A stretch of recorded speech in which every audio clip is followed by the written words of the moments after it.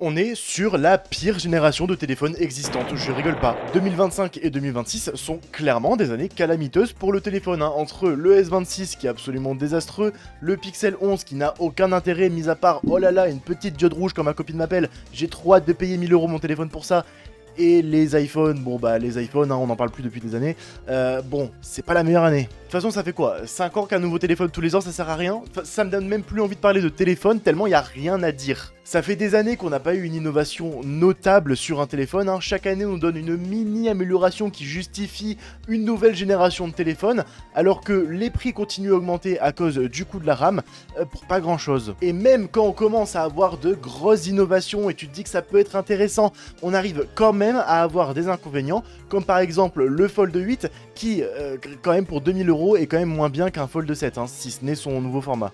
Non, sincèrement, je commence à saturer de cette industrie, hein, clairement. J'ai même pas envie de parler du Pixel 11 qui vient d'être annoncé. Pourquoi dire? Ah super, il y a une petite lumière à l'arrière, 100 balles de plus, le téléphone il a moins de RAM que l'année dernière. Ok, il est un peu plus puissant, super. Voilà, c'est bon, c'était ma review du Pixel 11. Bravo, n'achetez pas le téléphone. Bref, en vrai, la tech, c'est toujours aussi bien et ça me passionne toujours autant.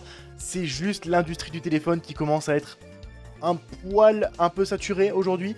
Peut-être ça se trouve je suis le seul à penser ça, n'hésite pas à me dire en commentaire un peu ton avis, ça m'intéresse énormément. Et d'ailleurs, bah, si t'aimes la tech, abonne-toi pour plus de vidéos. Ciao.